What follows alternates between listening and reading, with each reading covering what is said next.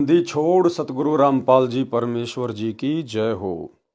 परमपिता परमात्मा सारी सृष्टि के रचनहार कुल मालिक असंख्य ब्रह्मांडों के स्वामी जगत गुरु तीनों लोकों में प्रवेश करके सबका भरण पोषण करने वाले राजाधिराज आत्माधार नाथों के नाथ देवों के देव महादेव सर्वेश्वर महेश्वर मृत्युंजय अजरो अमर आदि अनादि सनातनी प्रभु जगत पिता जगदीश्वर श्री श्री 1008 की उपाधि के वास्तविक अधिकारी अकाल मूर्त शब्द स्वरूपी राम वासुदेव सर्वगतम ब्रह्म परम पूज्य परम संत परम पुरुष परम धनी परम दयालु सत्य कबीर हक्का कबीर अल्लाह अकबर बाखबर अल्लाह ताला जगत के तारणहार जगत के मुक्तिदाता जगत के जगन्नाथ हारे के सहारे हिंदुओं के राम मुसलमानों के अल्लाह सिखों के वाहिगुरु ईसाइयों के मसीह दया के सागर दया निधि करुणा के सागर करुणा निधि स्वयंभू परिभू संकट मोचन कष्ट हरण मंगल करण दुख भंजन अविगत कबीर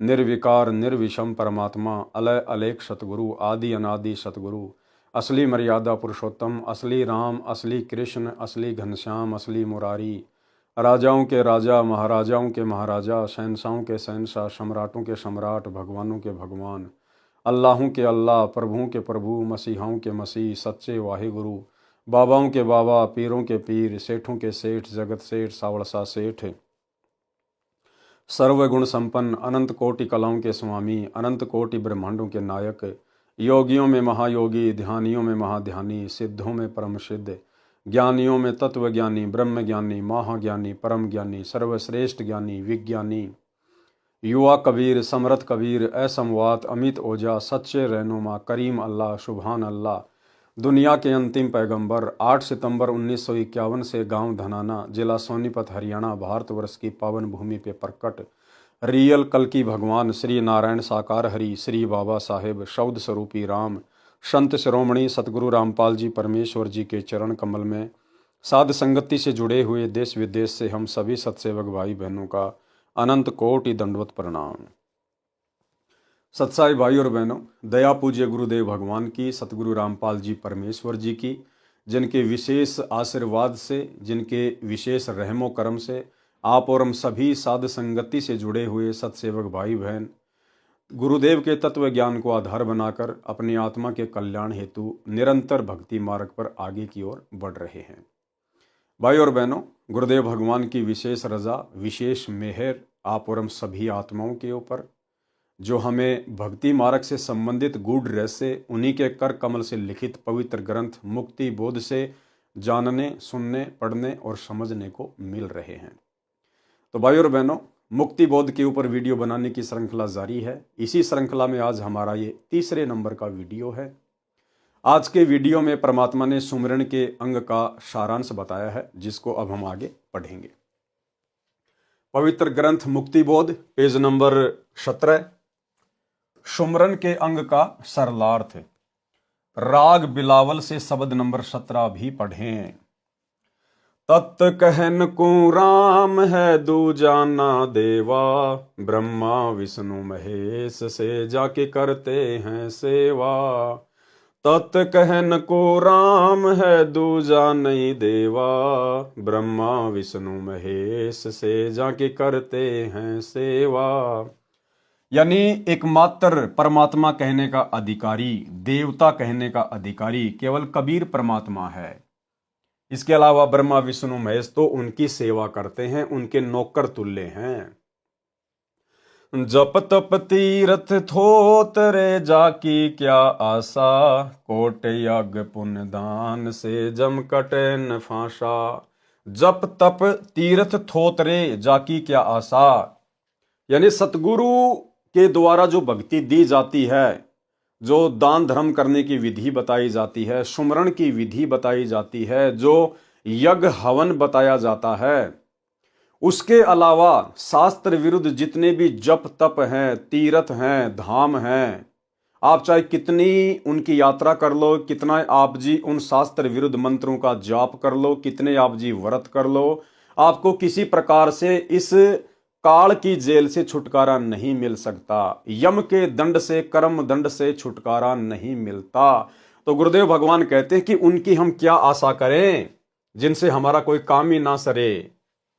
जब तब तीर्थ थो तरे जाकी क्या आशा, कोटि यज्ञ पुण्य दान से जम कटे न फाशा। चाहे करोड़ों गाय दान कर दो, करोड़ों यज्ञ हवन करवा दो, लेकिन काल का दंड नहीं मिट सकता।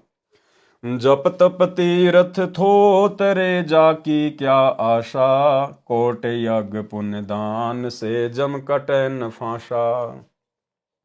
यहाँ देन वहां लेन है यो मिटे न झगड़ा, वह बिना पंथ की बाट है पावे को दगरा।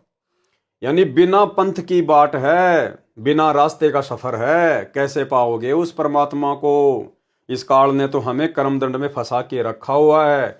यहां लेन वहां देन है, यहां पर भक्ति करो जैसी भी आपको बता दी गई है, अपना भक्ति धन जमा करो और ऊपर जाकर ऊपर के लोकों में उसको समाप्त कर दो, अपने वो पुण्य भोग कर।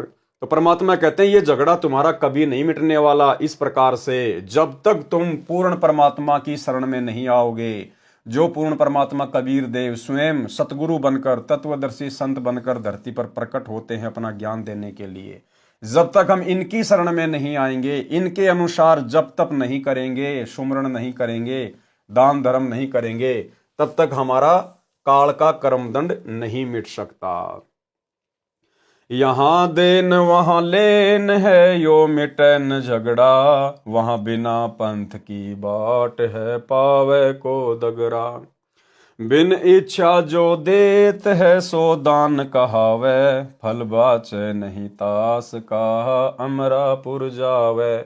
परमात्मा गुरुदेव भगवान हमें दान करने की विधि बता रहे हैं कि सबसे पहली बात तो ये कि दान हमेशा सुपात्र को किया जाता है। गुरु बिन माला फेरते, गुरु बिन देते दान, गुरु बिन दोनों निष्फल है चाहे पूछो वेद पुराण। गुरु बिन दान पुण्य जो करही, मिथ्या होए कभू न फल ही। और सुपात्र वर्तमान में इस पूरी पृथ्वी पर केवल सतगुरु रामपाल जी हैं, और कोई सुपात्र नहीं है जो आपका ज्योति पाठ और दान का पैसा लेने का अधिकारी है। तो कहते हैं सुपात्र को ही दान करना चाहिए, और दान भी निष्काम भाव से, बिना किसी इच्छा के। कोई सांसारिक या भौतिक डिमांड इच्छा आपकी नहीं होनी चाहिए, अन्यथा वो दान आपका यहीं पे खत्म हो जाएगा, वो आपके मोक्ष में किसी प्रकार से कोई काम नहीं आएगा।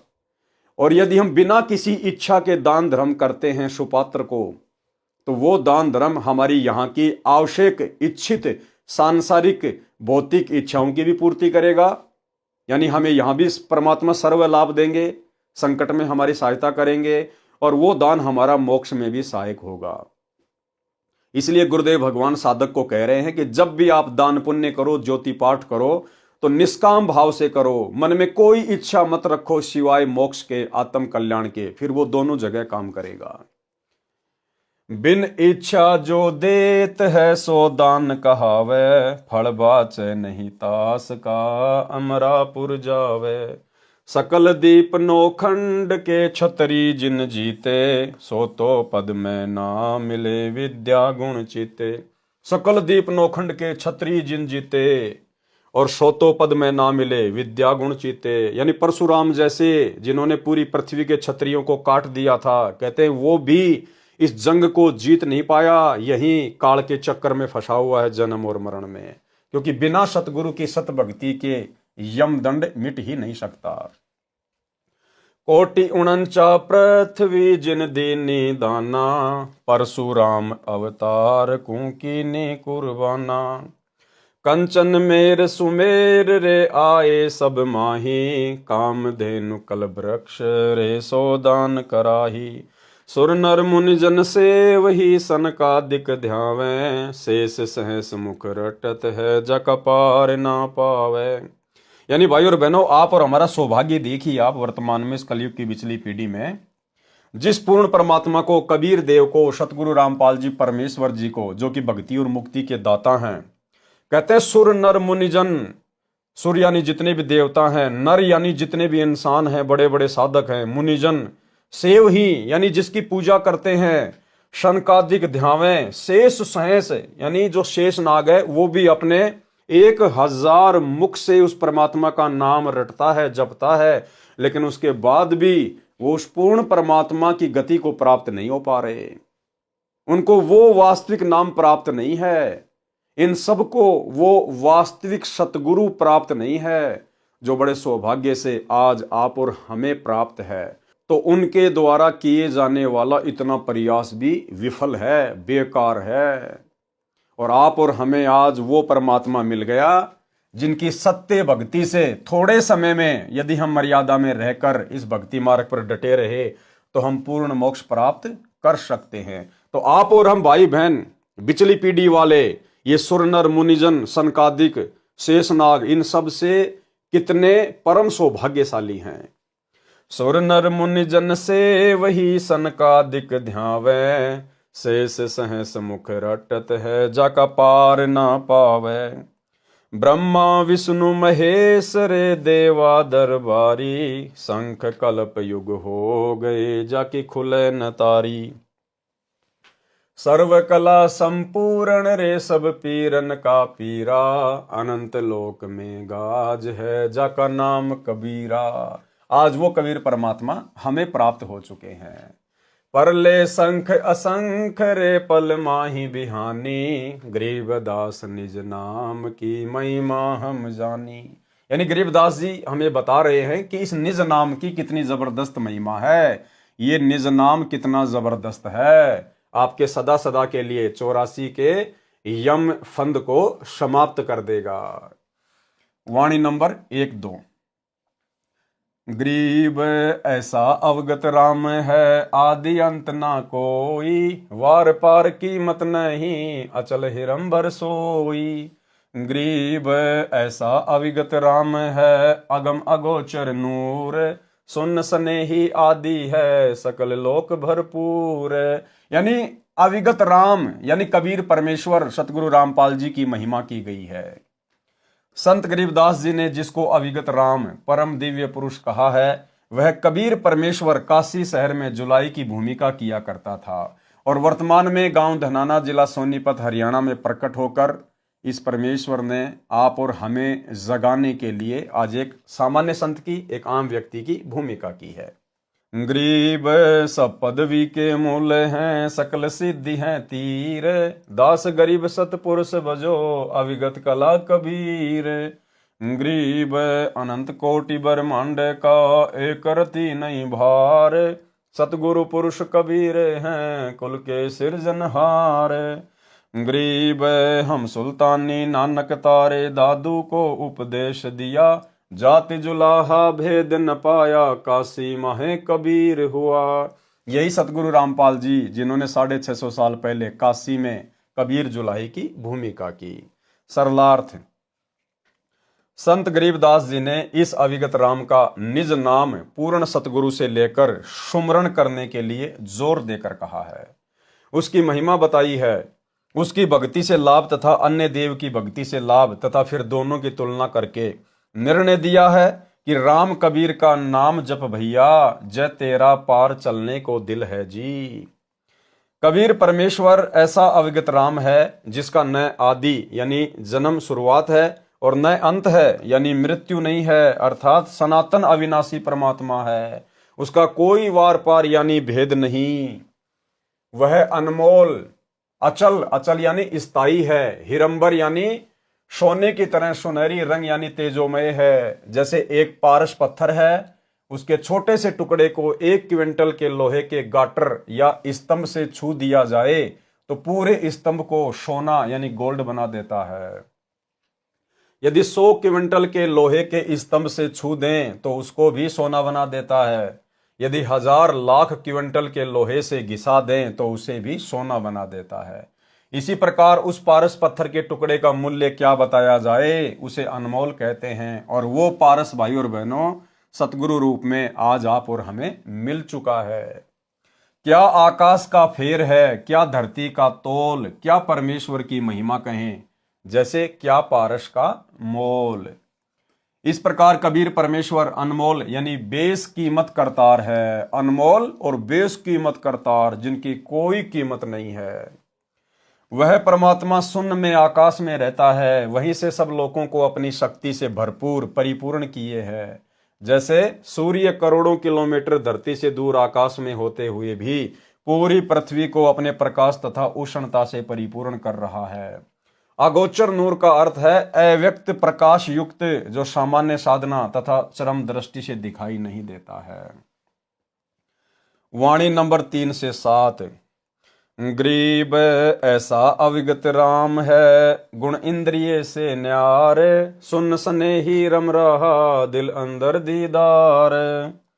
गरीब ऐसा अविगत राम है, अपरंपार अल्लाह, कादर को कुर्बान है, वार पार नहीं था।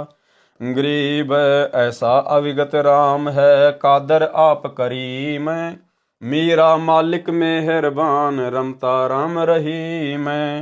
गरीब अलय अविगत राम है, बेच गुण चित माही, शब्द अतीत अगाध है, निर्गुण सरगुण नाही। गरीब अलय अविगत राम है, पूर्ण पद निर्वाण, मोले मालिक है सही, महल मढ़ी सतथान। वाणी नंबर 3 से 7 का सरलार्थ, शब्दार्थ यानी कुछ शब्दों के अर्थ बताए हैं। कादर माने समर्थ परमात्मा, दीदार माने दर्शन करना, करीम माने दयालु, था माने अंत, मीरा माने लाट साहब, परमात्मा को मीरा कहा जाता है, लाट साहब।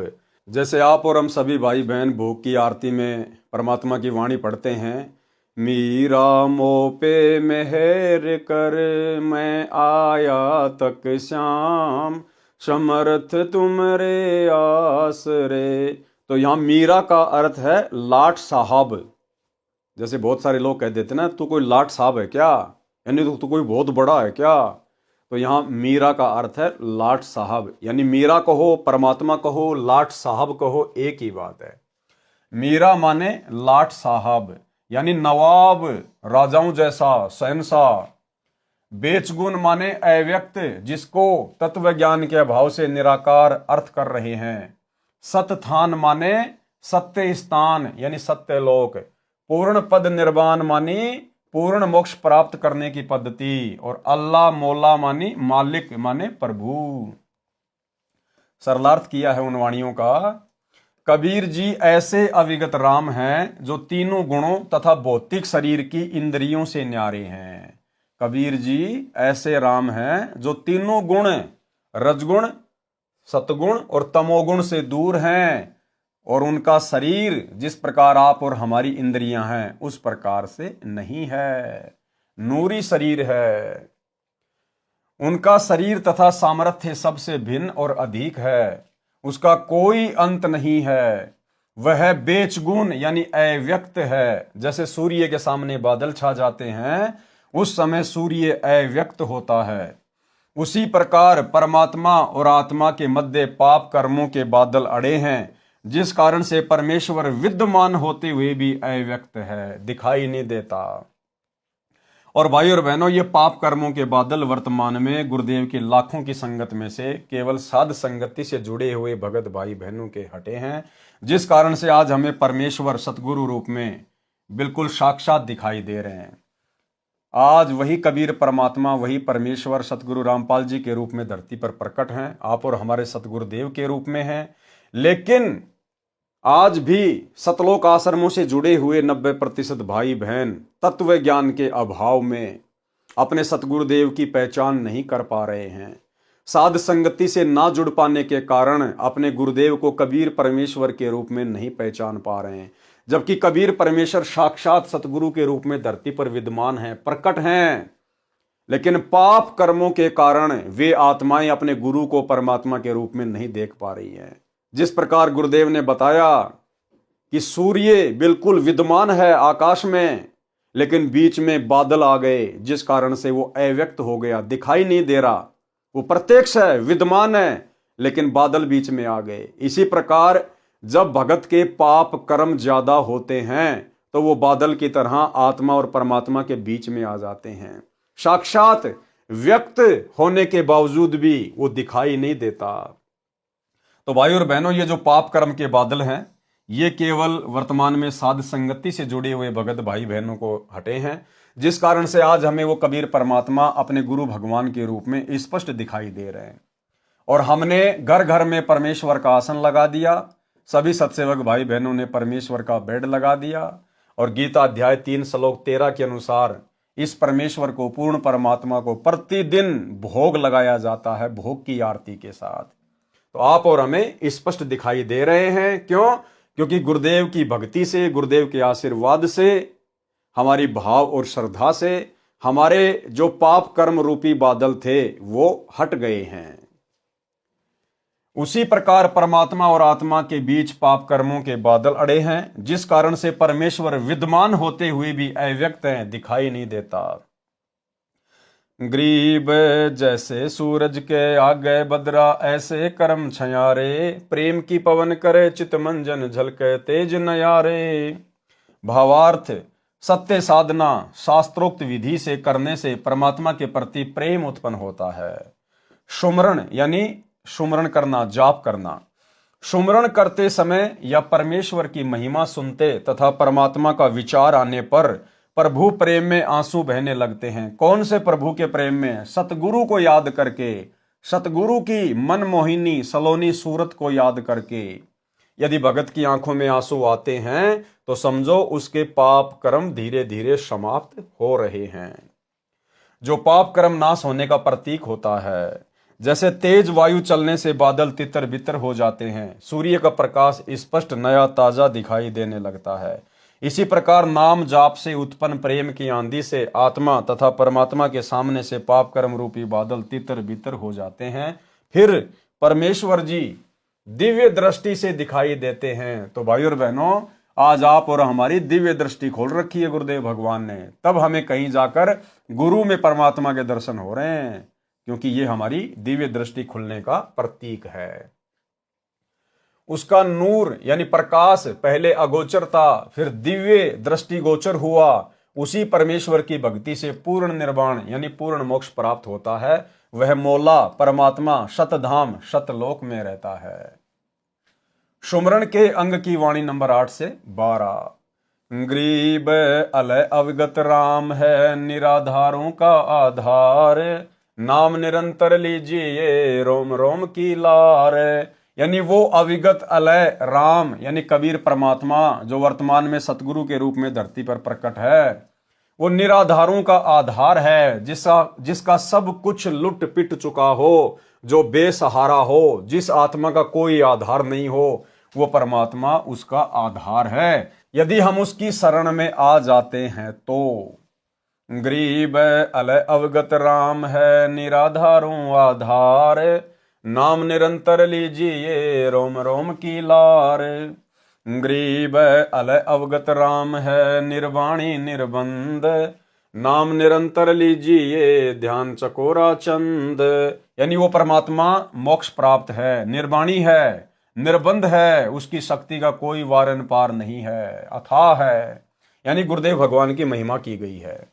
ग्रीब अलय अवगत राम है, निर्वाणी निर्बंध, नाम निरंतर लीजिए ध्यान चकोरा चंद।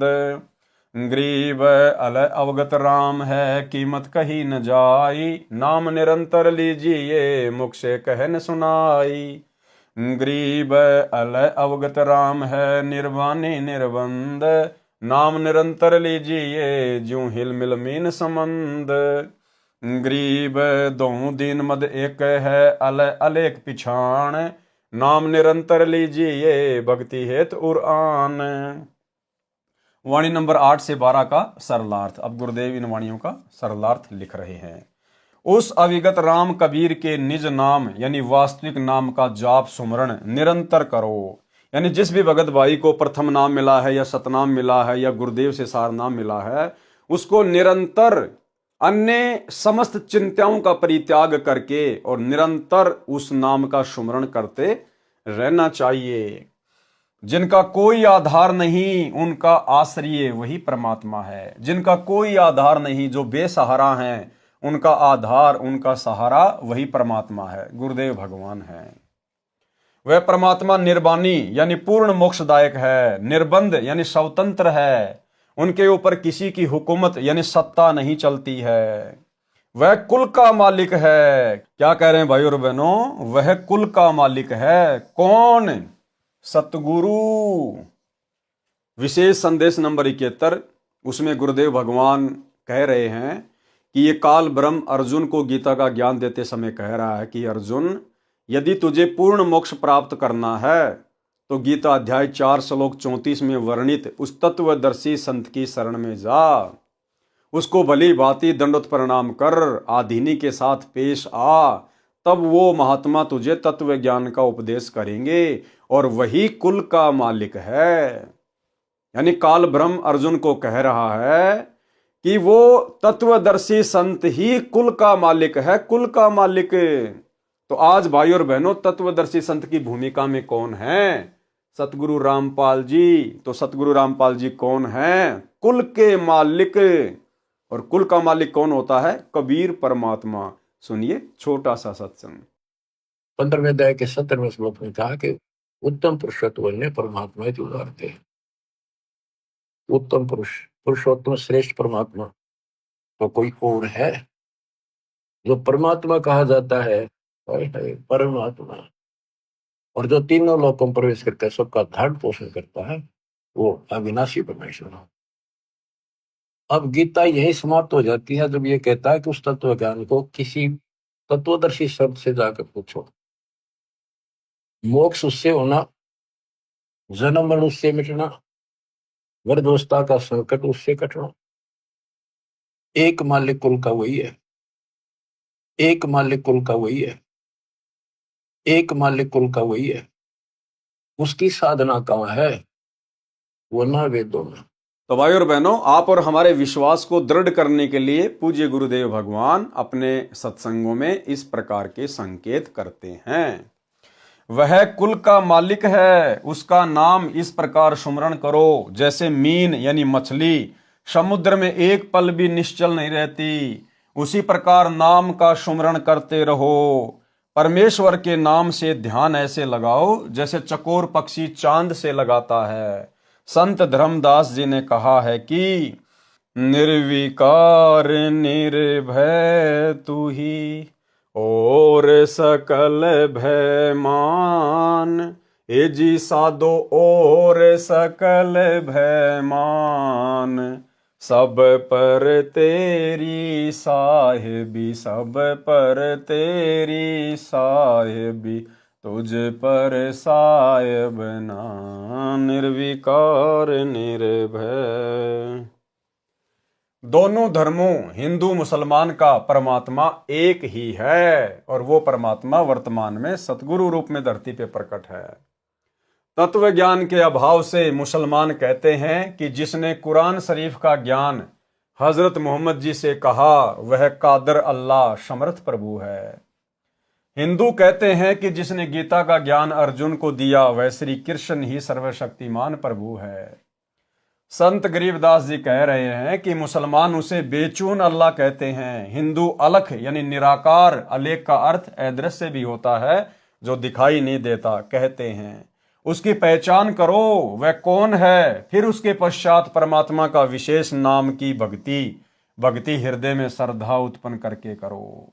तो सबसे पहले तो पहचान होनी चाहिए कि वो कादर अल्लाह, वो समर्थ भगवान कौन है, वो बेचून परमात्मा कौन है। उसके बाद फिर निसंशय होके हृदय से श्रद्धा भाव से उनकी भक्ति करो। वाणी संख्या 13 से 16। गरीब अष्टकमल दल राम है, बाहर भीतर राम, पिंड ब्रह्मंड में राम है, सकल ठोर सब ठाम। गरीब सकल व्यापी सुनने में, मन पवना गए राख, रोम रोम धुन होते है, सतगुरु बोले साख। गरीब मूल कमल में राम है, स्वाद चक्र में राम, नाभि कमल में राम है, हृदय कमल विश्राम। गरीब कंठ कमल में राम है, त्रिकुटी कमल में राम, सैंस कमल दल राम है, सुन बसाती सब ठाम।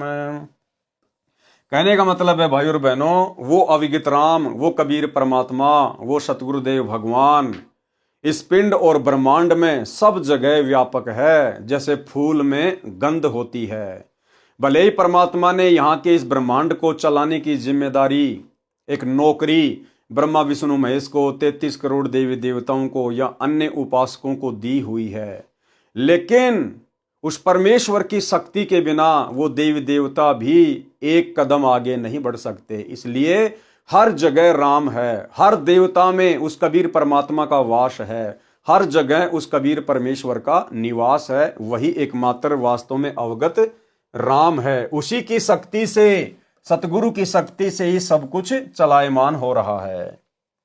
सरलार्थ, मानव शरीर में 9 कमल हैं, जिनका कबीर वाणी सूक्ष्म वेद के अतिरिक्त कहीं वर्णन नहीं है। ऋषि महर्षि केवल 7 कमल बताते हैं, परंतु परमेश्वर कबीर जी ने अपने द्वारा बनाए शरीर का यथार्थ ज्ञान कराया है। वाणी नंबर 13 में कहा है कि अष्ट कमल में भी राम है। अष्ट कमल दल में अक्षर पुरुष परब्रह्म का प्रसारण केंद्र है। मानव शरीर एक टेलीविजन टीवी की तरह है, इसमें कमल रूपी चैनल लगे हैं। इन कमलों में प्रत्येक प्रभु का प्रसारण केंद्र है। जैसे मूल कमल गणेश देव का चैनल है, नाभि कमल विष्णु लक्ष्मी जी का चैनल है, हृदय कमल में शिव पार्वती जी का चैनल है, कंठ कमल में देवी दुर्गा जी का चैनल है, त्रिकुटी कमल सतगुरु रूप में कबीर जी का चैनल है। काल तो धोखा देने के लिए गुप्त रहता है। त्रिकुटी कमल से पहले छठा संगम कमल है। अब ये जानकारी आप और हमारे लिए बहुत ज्यादा इंपॉर्टेंट है भाई और बहनों। त्रिकुटी कमल से पहले छठा संगम कमल है, जो मुख्य रूप में सरस्वती का चैनल है, जहां पर भक्तों तथा भगतमतियों की परीक्षा होती है। यानी यहां से हम जितने भी भगत भाई बहन जब शरीर त्याग कर जाएंगे, तो त्रिकुटी से पहले जो छठा संगम कमल है, जहां पर सरस्वती का चैनल है, सरस्वती के रूप में स्वयं दुर्गा ही रहती है भक्तों को फंसाने के लिए, तो वहां पर भगत तथा भगतमतियों की परीक्षा होती है। यानी परमात्मा आज हमारे से जो भी बुराइयां छुड़वा रहे हैं, वो इसीलिए छुड़वा रहे हैं कि हम वहां पर उस संगम कमल में काल के जाल का शिकार ना हो जाएं। अब कैसे ठगता है वहां काल? इस कमल की 3 पंखुड़ियां हैं, इसलिए इसको संगम कमल कहा जाता है। जब पंखुड़ी नंबर 1 तथा पंखुड़ी नंबर 2 में स्त्री पुरुष भगत भिन्न भिन्न प्रवेश करते हैं, यानी 1 नंबर पंखुड़ी का दरवाजा है, वहां से माता बहनें प्रवेश करती हैं, और जो 2 नंबर का दरवाजा है, वहां से जो भाई हैं वो प्रवेश करते हैं। वहां पर स्त्री भक्तमतियों को पुरुष रूप में काल के सुंदर दूत अपनी अदाओं से लुभाते हैं। वहां पे काल ने ड्यूटी लगा रखी है। जो पुरुष हैं, पुरुष रूप में जो काल के दूत हैं, वो यहां से जो स्त्रियां शरीर छोड़ेंगी, स्थूल शरीर, और जब सूक्ष्म शरीर में ऊपर की यात्रा करेंगी, तो स्थूल शरीर में गुरुदेव ने बताया कि जैसे हमारे हाव भाव होते हैं, हमारे विचार होते हैं, वो सूक्ष्म शरीर में एज इट इज जैसे के तैसे रहते हैं। और हम वहां पर उन काल के सुंदर और लुभावना रूप बनाकर जो माता बहनों को ठगने का प्रयास करेंगे अपनी अदाओं से, उनके जाल में वो माता बहनें फंस जाती हैं। क्योंकि यहां भी उनकी आदत ऐसी होती है, आश्रमों में आते जाते समय या आम व्यावहारिक समाज में उनकी आदत उसी प्रकार से बिगड़ी हुई होती है, जो सत्संग के वचन सुनकर भी नहीं सुधर पाती हैं। फिर उन माता बहनों को वहां पर वो सुंदर पुरुष अपनी अदाओं में फंसा लेते हैं। उसको पता नहीं चलेगा उन माता बहनों को, उनको तो यही रहेगा कि हम तो सत्संग में जा रहे हैं, हम तो आश्रम में जा रहे हैं, हम तो अपने गांव में बैठे हैं। ये नहीं पता चलेगा कि शरीर छूट गया और हम त्रिकुटी की यात्रा कर रहे हैं, बिल्कुल भी नहीं। इसलिए परमात्मा सतगुरुदेव भगवान बार बार जोर देते हैं कि हमने इस गंदी वृत्ति को यहीं पर समाप्त कर देना है।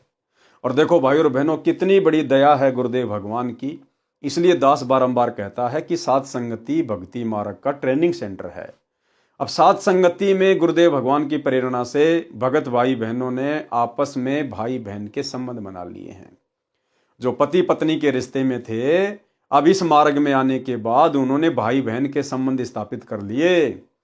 तो भला जो बहनें अपने पति के साथ भाई के रिश्ते में आ गई, जो भगत भाई अपनी पत्नी के साथ बहन के रिश्ते में आ गए, तो भला वे फिर वहां कैसे फंसेंगे? अर्थात उनके मन में तो जरा भी विषय वासनाओं को लेकर चिंतन मनन नहीं होगा। वो तुरंत समझ जाएंगे और सावधान हो जाएंगे जैसे वर्तमान में सतलोक आश्रमों में यदि कोई भगत भाई बहन उल्टी हरकतें करते हैं या साध संगति से जुड़ी हुई कोई निकम्मी आत्मा उल्टी हरकत करती है तो तुरंत सत्सेवक भाई बहन उनको समझाते हैं, उनको जगाते हैं कि तुम क्या कर रहे हो भैया, अरे मोक्ष प्राप्ति के लिए जुड़े हैं सतगुरु से। ये गंदे कर्म करते करते तो असंख्य युग बीत गए, 84 लाख योनियों में जाओगे, यही कर्म करोगे। ये मनुष्य देह मिली है, इसका सदुपयोग कर लो। तो भला अन्य भगत भाई बहनों को ज्ञान आधार से जो समझाते हैं और जो स्वयं भी उन कुकर्मों से दूर हैं, फिर वे आत्माएं वहां पर सचेत हो जाएंगी, वो ध्यान ही नहीं देंगी उनकी तरफ कि हमारा इनसे क्या लेना देना। यही बातें तो गुरुदेव भगवान हमारे को दिन रात बताया करते थे। तो साध संगति भक्ति मार्ग का ट्रेनिंग सेंटर है।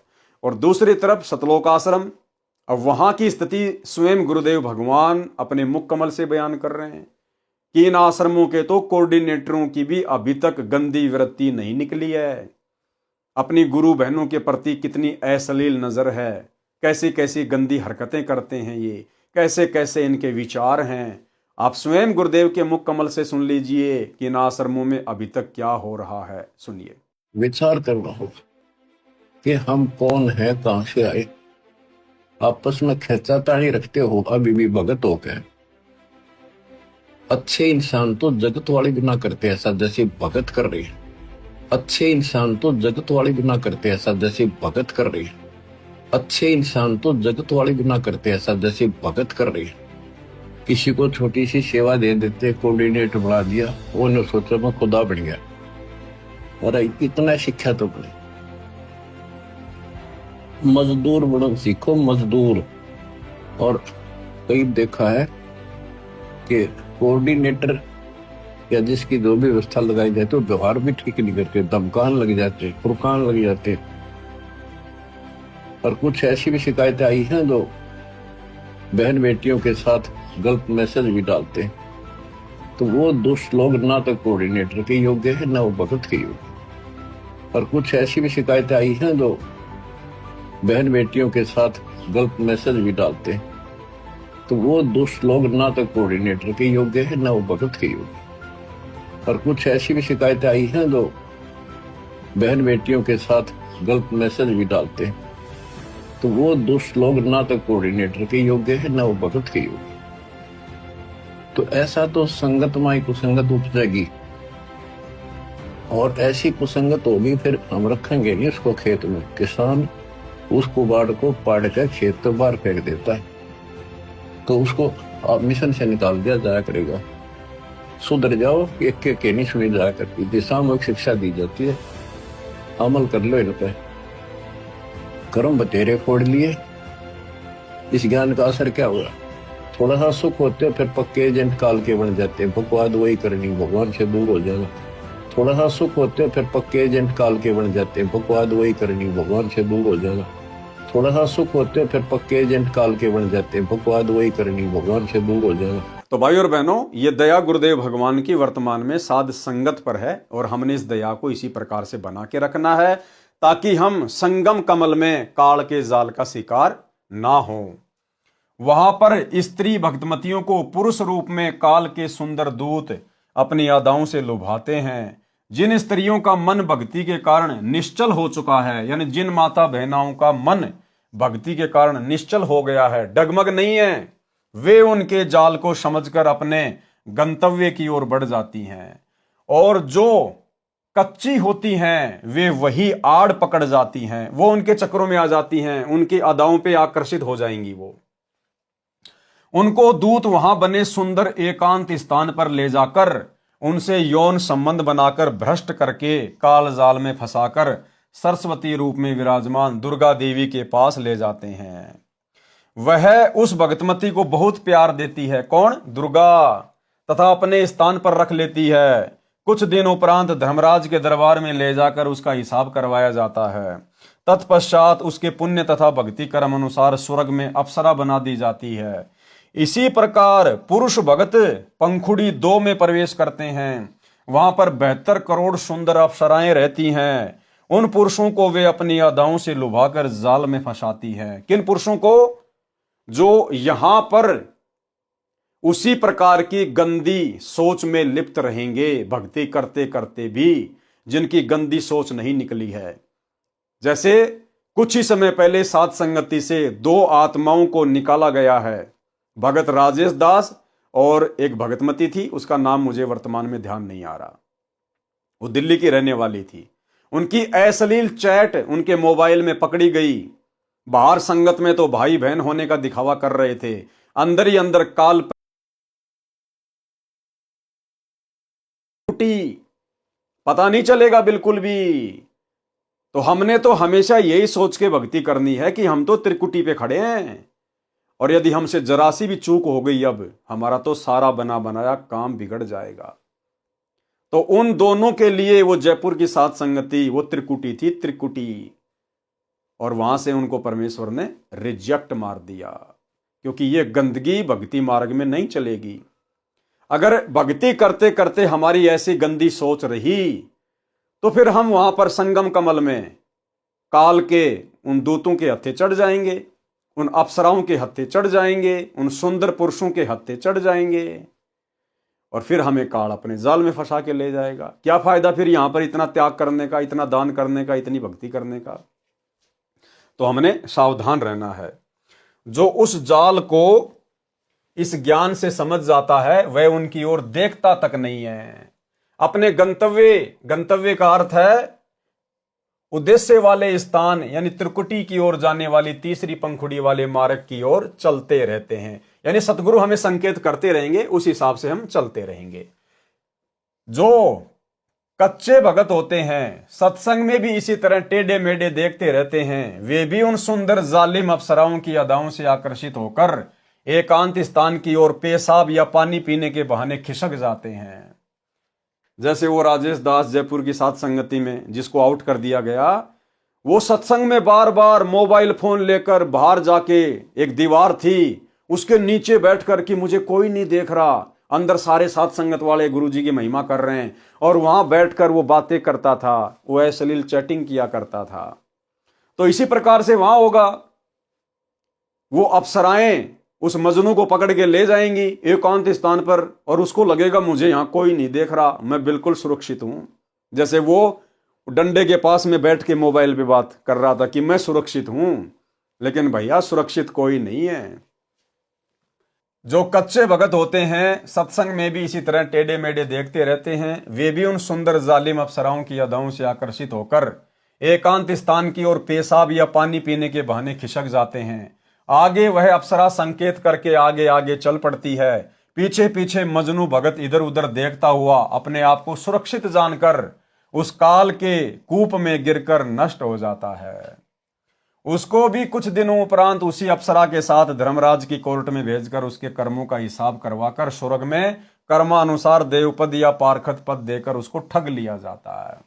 इसलिए भाई और बहनों, गुरुदेव भगवान बार बार अपने सत्संग में कहते हैं कि पुण्यात्माओं, तुम त्रिकुटी की परीक्षा में फेल ना हो पाओ, इसके लिए तुम यहीं पर अपने धर्म कर्म को ठीक कर लो, अपनी सोच को ठीक कर लो। एक छोटा सा सत्संग जिसमें गुरुदेव बार बार त्रिकुटी की परीक्षा का जिक्र करते हैं, सुनिए। बताया जाता है कभी अपनी नियत किसी के दूसरे के धन पे या पराई स्त्री पे भूल कर सपने में भी नहीं करना। अपने मन को हमने परमात्मा के रंग में रंगना है, और यहाँ से चलते समय फिर ये बकवाद बहाऊंगी। जैसे त्रिकुटी पर गए, वहां तो काल का भयंकर जाल है, वहां डांस हो रहे हैं, बड़ी बड़ी स्टेज लगा कर सुंदर सुंदर लड़कियां नाच रही हैं, और आपकी जैसी वृत्ति यहाँ होगी, उड़े जा खड़े होगी नौकर का थाने, इतने वो परमात्मा डालेंगे काल गोदी पकड़ के, अरे ठोक देगा उड़े, फिर ठा के स्वर्ग में अंडे दिए धक्के खांदे। ये कर्मता संग जन्म हो गया हमने करता ने। तो ये जैसा स्वभाव आप यहाँ बनाओगे ये आपके आगे काम आओगा। तो भाई और बहनों, अब सात संगति से जुड़ने के बाद और ये इतने सारे ढेर सारे उदाहरण, ये प्रमाण गुरुदेव के कर कमल से लिखित इन पवित्र ग्रंथों में जो हमारे सामने आ रहे हैं, ये बार बार इसीलिए आप और हमारे सामने प्रस्तुत करवाए जा रहे हैं ताकि आप और हम सावधान हो जाएं। हम बिल्कुल भी काल के जाल में फंसने वाली हरकतें यहां पर ना करें। पर नारी को देखिए बहन बेटी के भाव, कहे कबीर काम नाश का यही सहज उपाय। पर नारी और पर धन हमने मिट्टी समझकर चलना पड़ेगा, मिट्टी समझकर, क्योंकि हमें तो सबसे बड़ा धन सतगुरु मिल गया, भक्ति धन मिल गया। अगर यहां पर हमारी सोच नहीं सुधरी, हमारे आचार विचार में परिवर्तन नहीं आया, तो हम त्रिकुटी की परीक्षा में पास नहीं हो पाएंगे। जो भगत या भगतमती परीक्षा पास करके उस तीसरी पंखुड़ी में यानी सत्य मार्ग पर चलकर त्रिकुटी में प्रवेश कर जाते हैं, वे एक परीक्षा से और गुजरते हैं। इस तीसरी पंखुड़ी के मुख्य द्वार को संगम कहते हैं। जैसे भारत देश के उत्तर प्रदेश के इलाहाबाद शहर के पास गंगा दरिया तथा जमुना दरिया एक हो जाती है, तीसरी दरिया सरस्वती नीचे से आकर मिलती बताई गई है, उस स्थान को संगम कहा जाता है। इसी प्रकार यह छठा कमल संगम कमल भी कहा जाता है। सातवां त्रिकुटी कमल है, इसमें दो पंखुड़ी हैं, एक सफेद तथा दूसरी काली। सफेद स्थान पर परमेश्वर कबीर जी सतगुरु रूप में विराजमान हैं। जैसे मेरे रामपाल दास से दीक्षा प्राप्त भक्तों के लिए मेरा रूप बनाकर परमेश्वर मिलते हैं, यानी होते तो गुरुदेव भगवान स्वयं ही हैं, ये स्वयं कबीर परमात्मा है, स्वयं ही ये सतगुरु हैं, लेकिन अपने आप को छुपाते हुए कह रहे हैं। दीक्षा प्राप्त भक्तों के लिए मेरा रूप बनाकर परमेश्वर मिलते हैं। काल ब्रह्म भी धोखा करने के लिए सतगुरु का रूप बनाता है। जिन भक्तों ने ज्ञान ठीक से समझ रखा होता है, वे सतनाम तथा सारनाम का सुमरण करके जांच करते हैं। सुमरण के पश्चात भी यदि सतगुरु रूप है तो वास्तविक परमेश्वर है। यदि नकली सतगुरु काल ब्रह्म होगा तो सुमरण से उसका नकली सतगुरु रूप समाप्त हो जाएगा। अब भाइयों और बहनों, ये दंडोत प्रणाम करके सतगुरु रूप में किसी अन्य की पहचान करने का फॉर्मूला भी केवल साध संगतियों में ही है। सतलोक आश्रमों से जुड़े हुए भाई बहनों को, सतगुरु रामपाल जी परमेश्वर जी के बेटा बेटी भाई बंधु रिश्तेदारों को, इनको किसी को दंडोत प्रणाम तक भी करना नहीं आता है। जो विधि गुरुदेव भगवान ने बताई है उस विधि से ये लोग दंडोत प्रणाम नहीं करते, तो भला त्रिकुटी पर ये लोग कैसे बच पाएंगे? क्योंकि उस समय पता तो चलेगा ही नहीं कि मैं आश्रम में हूं, अपने घर पे हूं, या त्रिकुटी पे हूं, या किसी संत समागम में हूं। तो जब आज ही ये इतने बड़े बड़े भगत, आश्रम संचालक, बड़े बड़े कोऑर्डिनेटर, गुरुदेव का परिवार, जब आज ही इन लोगों को दंडोत प्रणाम करने की सही विधि का ज्ञान नहीं है कि भैया कैसे मंत्र जाप करना चाहिए, कैसे हमने दंडोत प्रणाम करना चाहिए, तो भला उस समय इनकी क्या हालत होगी। तो ये दया भी परमात्मा ने अपने गुरुदेव को यथार्थ दंडोत प्रणाम करने की साथ संगत वालों के ऊपर ही बख्शी है। यदि नकली सतगुरु काल ब्रह्म होगा तो सुमरण से उसका नकली सतगुरु रूप समाप्त हो जाएगा, काल रूप दिखाई देगा।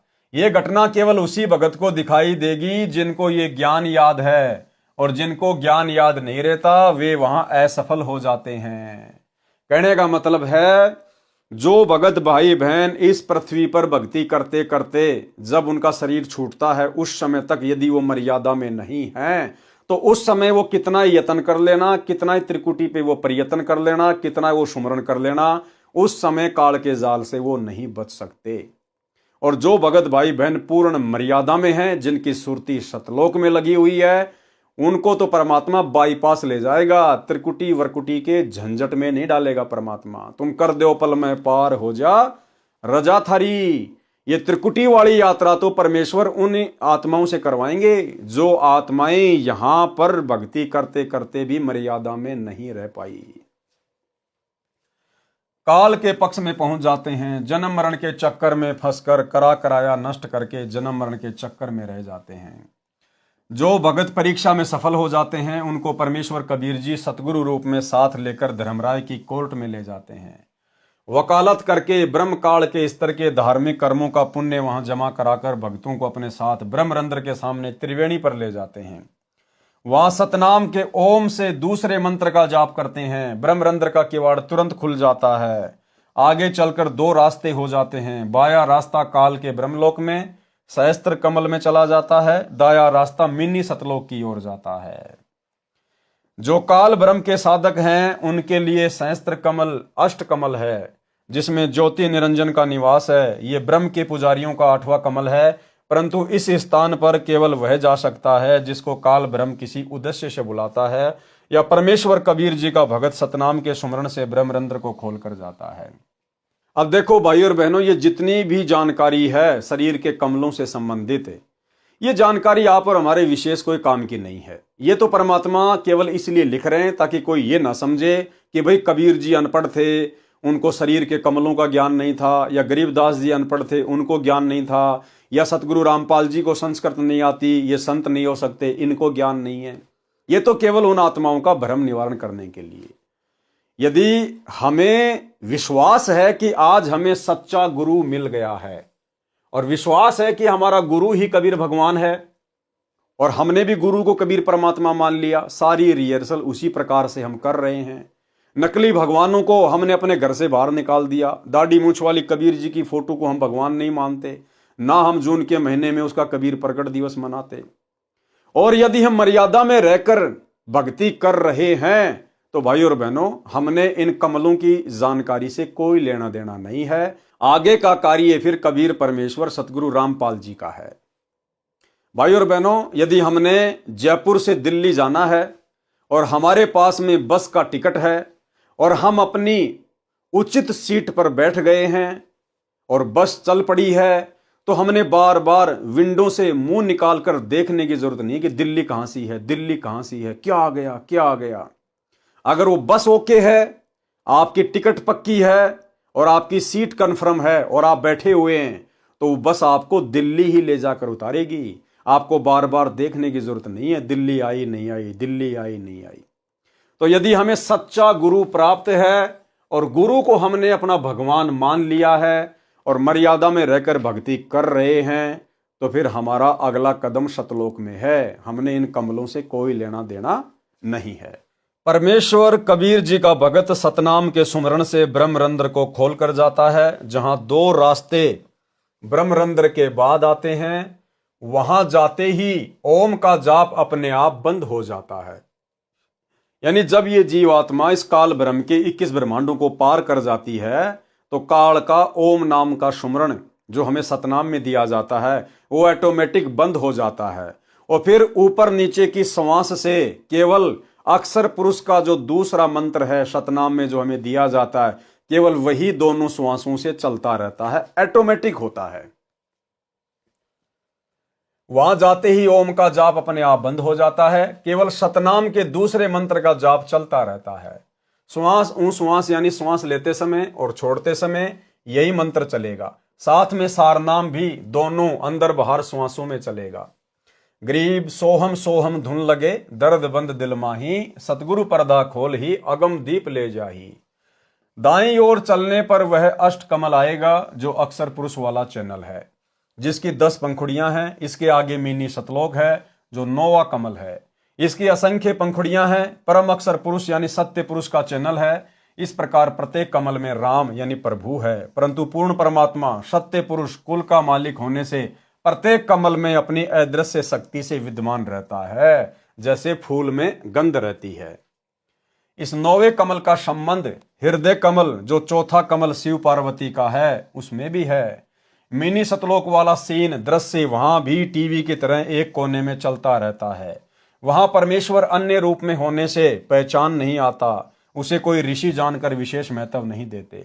संत गरीबदास जी ने कहा है कि सकल व्यापी यानी सब कमलों तथा सर्व ब्रह्मांडों में व्यापक परमात्मा शून्य यानी आकाश में रहता है, उसकी सत्ता सब पर है। वह सकल व्यापी यानी वासुदेव है।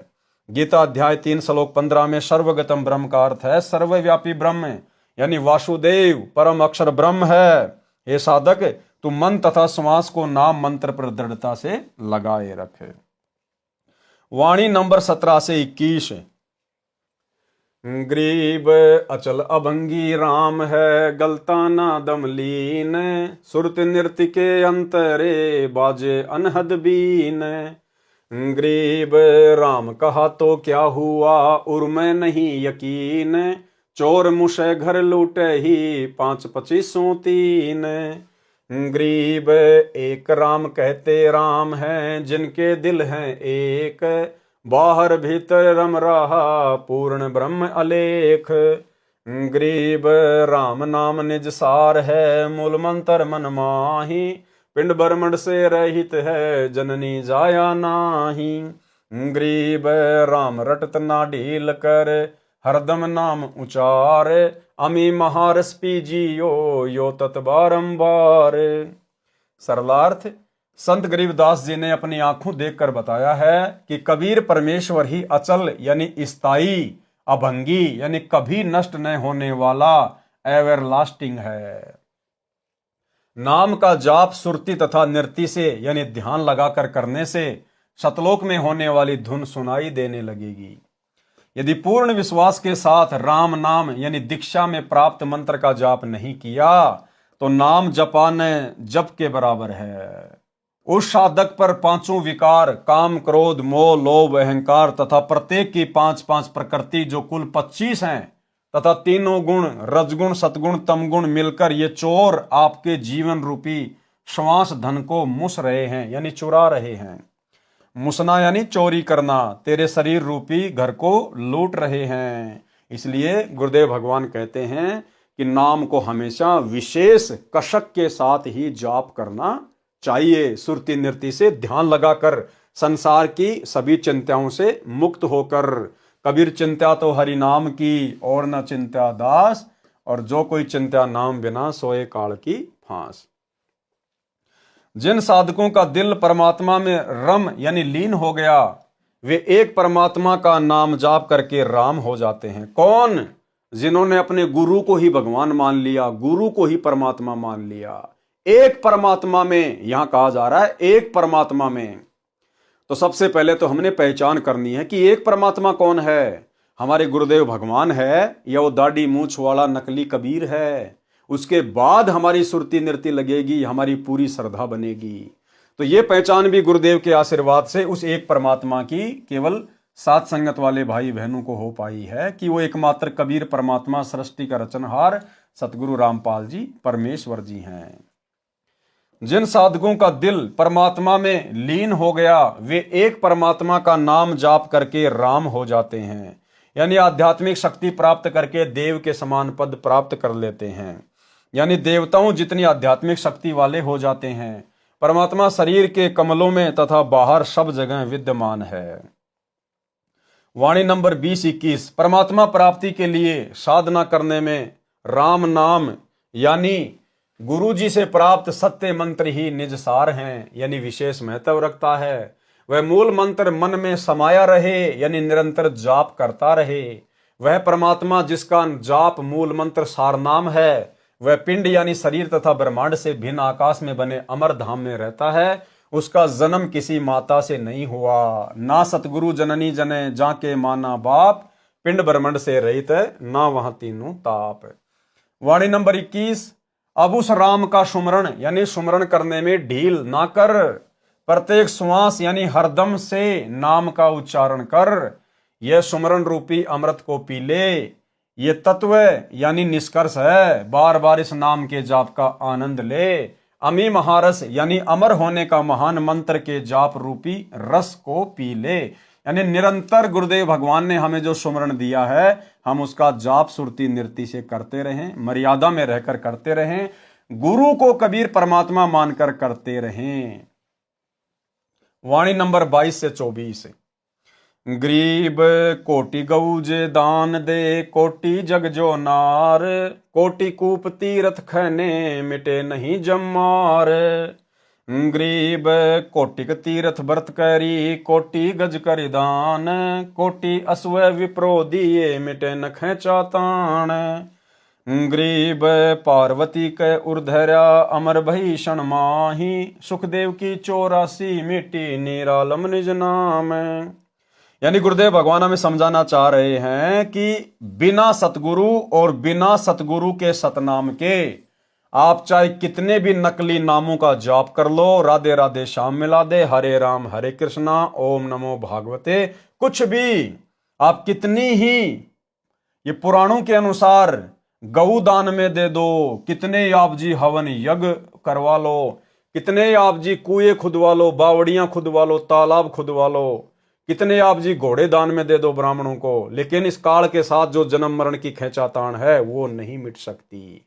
वो तो केवल सतगुरु की शरण में आकर, सतगुरु को परमात्मा मानकर, और सतगुरु ने हमें जो दीक्षा मंत्र दिए हैं उनका अंतिम श्वास तक मर्यादा में रहकर सुमरण करने से ही कटेगा।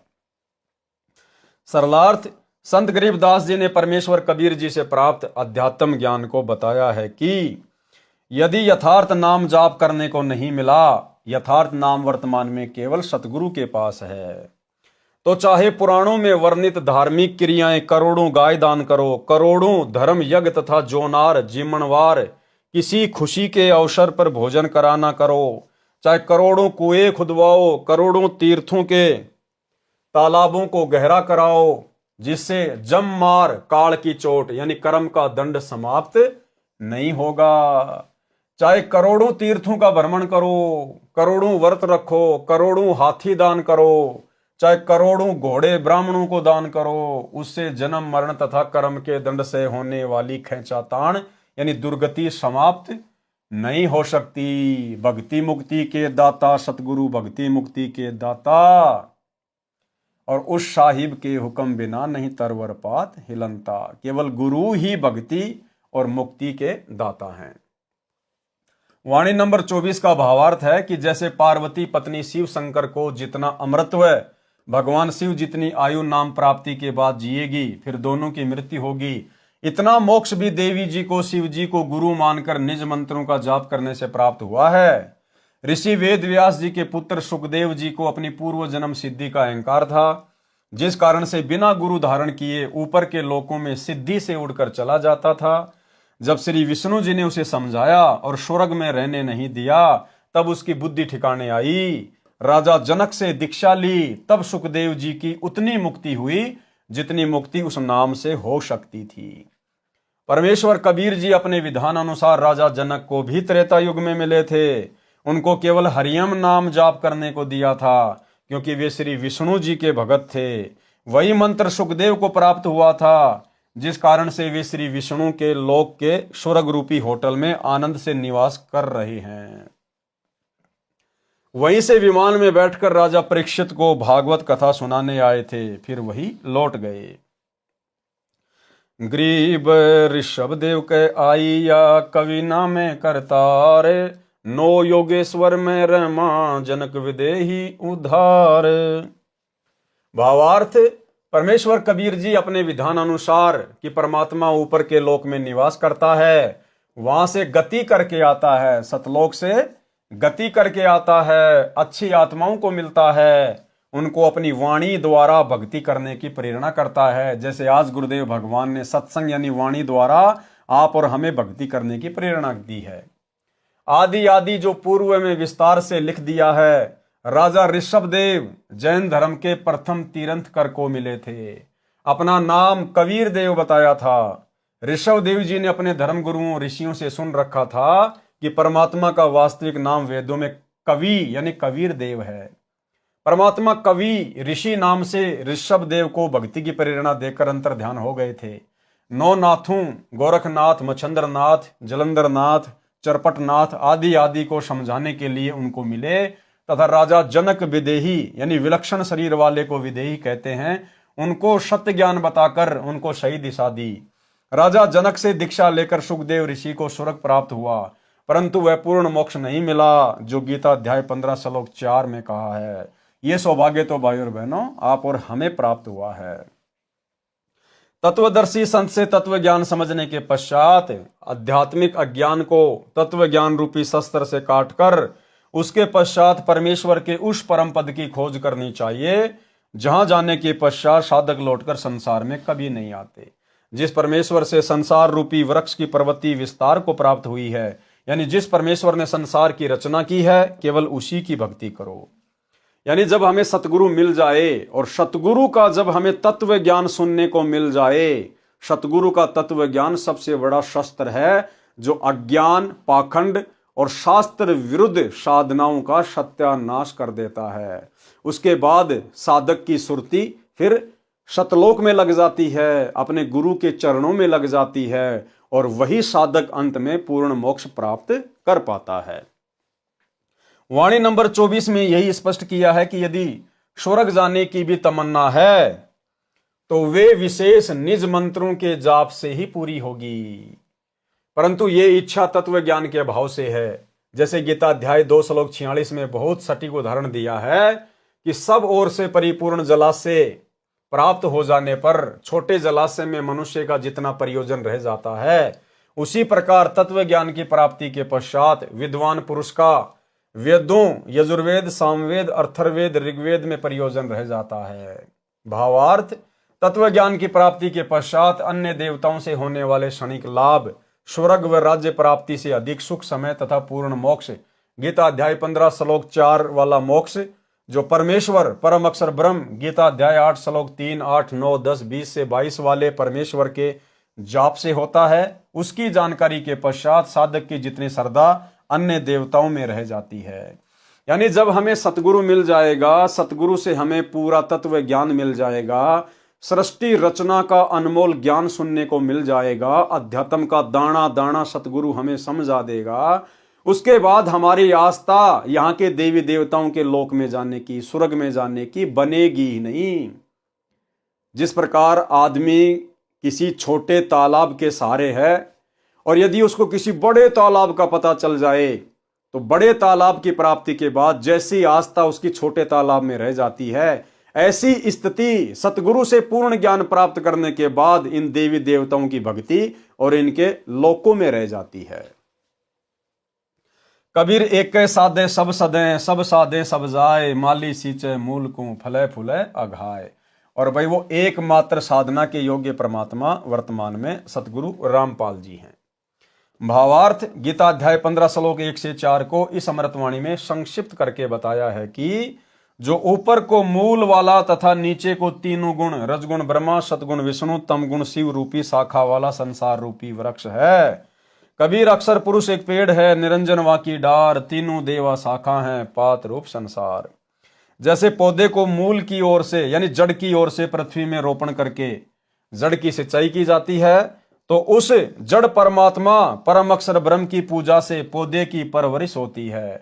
तब तना, डार, शाखाओं तथा पत्तों का विकास होकर पेड़ बन जाता है। छाया, फल तथा लकड़ी सर्व प्राप्त होती हैं, जिसके लिए पौधा लगाया जाता है। यदि पौधे की शाखाओं को यानी पौधे की टहनियों को मिट्टी में रोपकर जड़ों को ऊपर करके सिंचाई करेंगे तो भक्ति रूपी पौधा नष्ट हो जाएगा।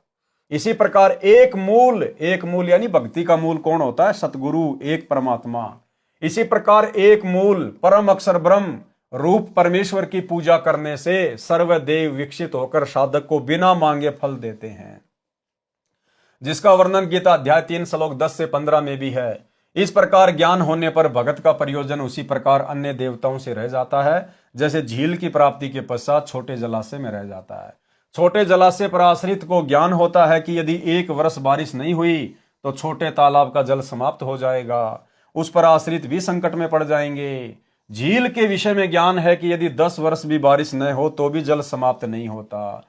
इसी प्रकार सतगुरु के तत्व ज्ञान से भगत को यह पता चल जाता है कि यदि मैंने सतगुरु की भक्ति नहीं की, सतलोक वाली भक्ति नहीं की, और यदि देवी देवताओं की भक्ति करके इनके लोक में चला गया तो यहाँ तो थोड़े समय का सुख है, उसके बाद फिर मेरे को 84 लाख योनियों में डाला जाएगा, नरक में डाला जाएगा। इसलिए फिर उस साधक की आस्था उन देवी देवताओं में और उनके लोकों में जाने की बनेगी नहीं। फिर वो केवल बड़ी झील के निकट जाने का प्रयास करेगा, सतलोक की भक्ति करेगा, जहां पर सर्व सुख हैं, अखंड सुख हैं। वह व्यक्ति छोटे जलाशय को छोड़कर तुरंत बड़े जलाशय पर आश्रित हो जाता है। भले ही छोटे जलाशय का जल पीने में झील के जल जैसा ही है, परंतु पर्याप्त व चिरस्थायी नहीं है। इसी प्रकार अन्य देवताओं रजगुण ब्रह्मा, सतगुण विष्णु, तमगुण शिव जी की भक्ति से मिलने वाले स्वर्ग का सुख बुरा नहीं है, परंतु क्षणिक है, यानी थोड़े समय के लिए है, पर्याप्त नहीं है। इन देवताओं तथा इनके अतिरिक्त किसी भी देवी देवता, पितर व भूत पूजा करना गीता अध्याय 7 श्लोक 12 से 15, 20 से 23 में मना किया है। इसलिए भी इनकी भक्ति करना शास्त्र विरुद्ध होने से व्यर्थ है, जिसका गीता अध्याय 16 श्लोक 23-24 में प्रमाण है। कहा है कि शास्त्र विधि को त्याग कर मनमाना आचरण करने वालों को न तो सुख प्राप्त होता है, न सिद्धि प्राप्त होती है, और न ही परम गति यानी पूर्ण मोक्ष की प्राप्ति होती है, अर्थात व्यर्थ प्रयत्न है।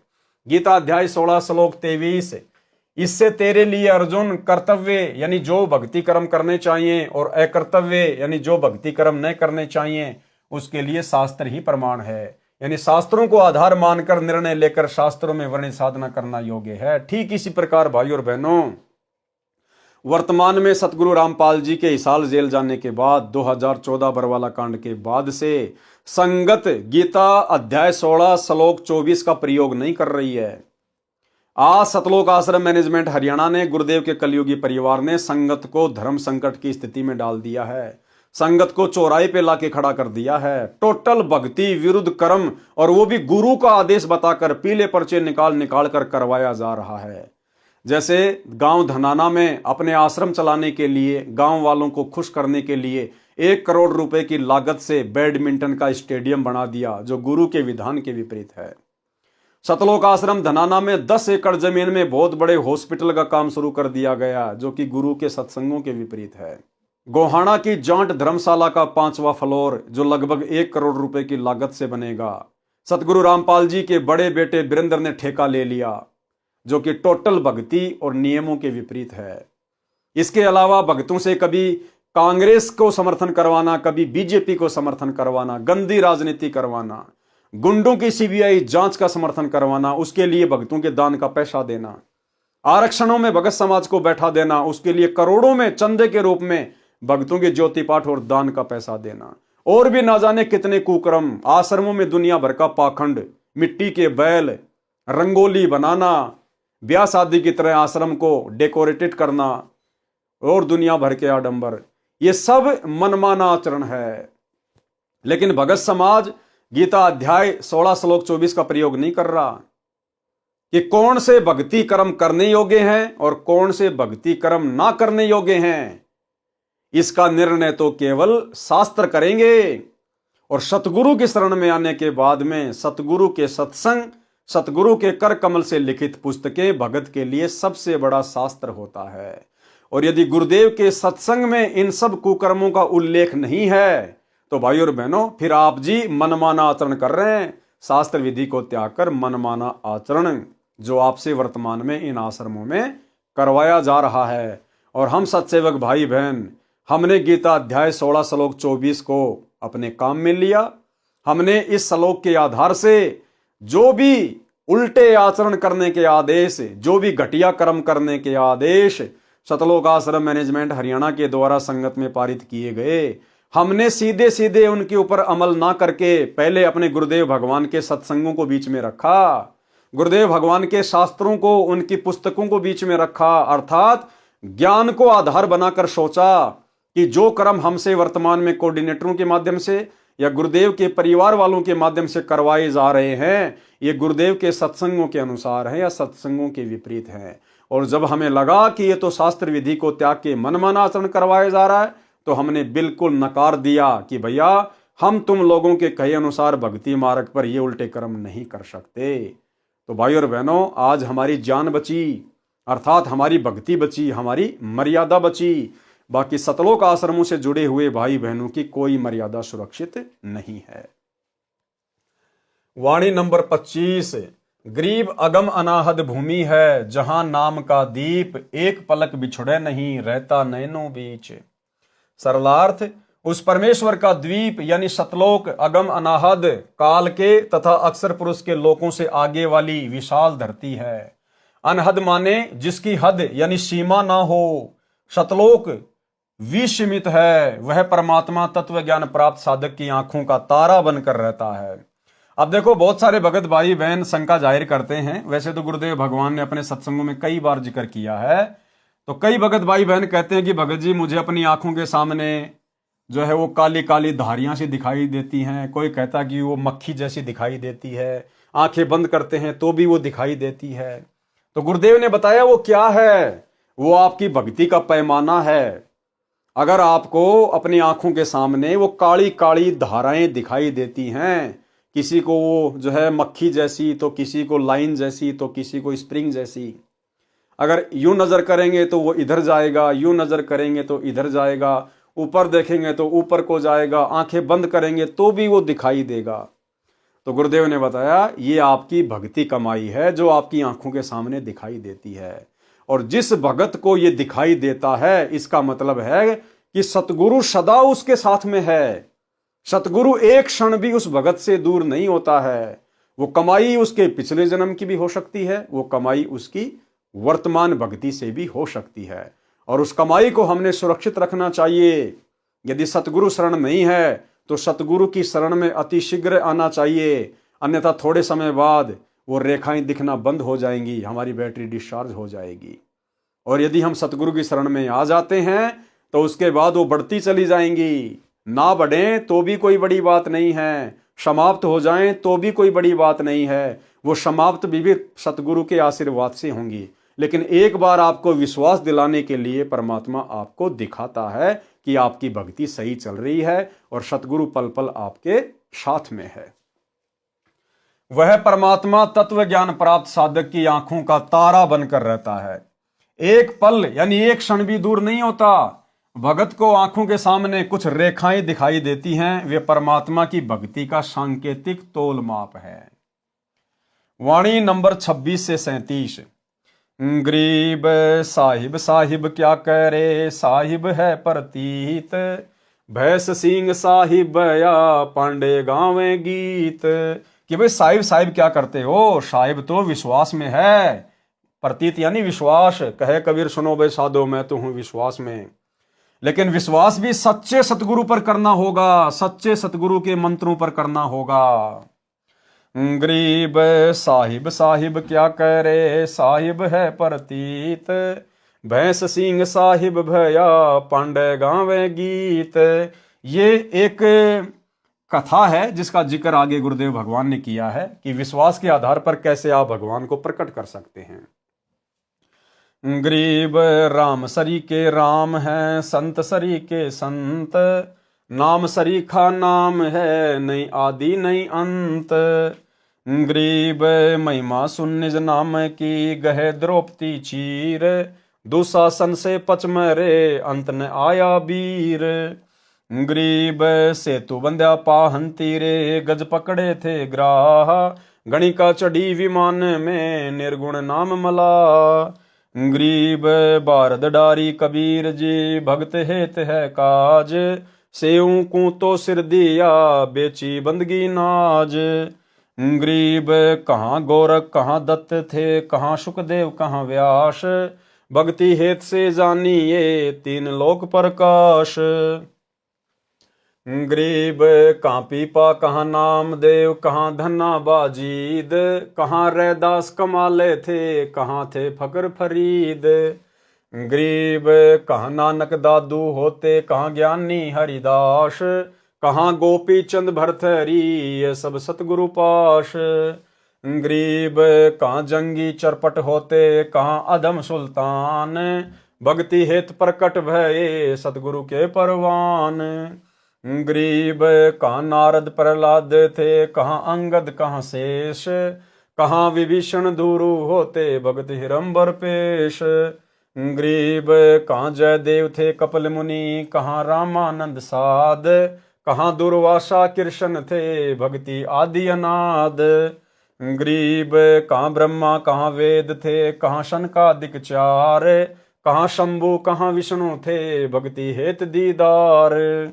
सरलार्थ संत गरीबदास जी ने बताया है कि साहिब यानी राम राम क्या करता फिरता है।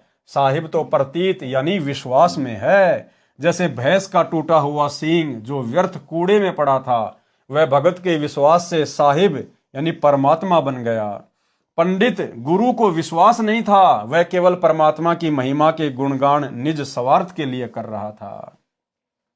भैंस का सींग बना भगवान। तो भाइयों और बहनों, आज के वीडियो में हम केवल इतना ही लेंगे। आज पवित्र ग्रंथ मुक्ति बोध के ऊपर हमारा ये 3रे नंबर का वीडियो था। कल रात्रि 8 बजे इसके 4थे नंबर के वीडियो में हम आगे बढ़ेंगे और परमेश्वर ने इन वाणियों का सरलार्थ किया है। अब धीरे धीरे बहुत सारी जो कथाएं हैं वो आगे चलना शुरू हो जाएंगी। उन कथाओं के माध्यम से हमारा विश्वास बढ़ेगा, हमारी दृढ़ता बढ़ेगी और धीरे धीरे हम इसी प्रकार से अपने गुरुदेव के प्रति पूर्णतया समर्पित हो जाएंगे और हमें इतना ज्ञान हो जाएगा, इतनी जानकारी हो जाएगी, और ज्ञान से ही भय बनता है, भय बिना भक्ति नहीं होती, और हम कभी सौपन में भी सतगुरु की मर्यादा तोड़ने का ख्याल अपने दिमाग में नहीं लाएंगे, तभी हम भक्ति मार्ग पर सफल हो पाएंगे। तो आज की वीडियो में केवल इतना ही। कल रात्रि 8 बजे फिर जुड़िए। तब तक गुरुदेव भगवान हम सबको आज्ञा दें, इजाजत दें, आशीर्वाद दें। बंदी छोड़ सतगुरु रामपाल जी भगवान की जय हो।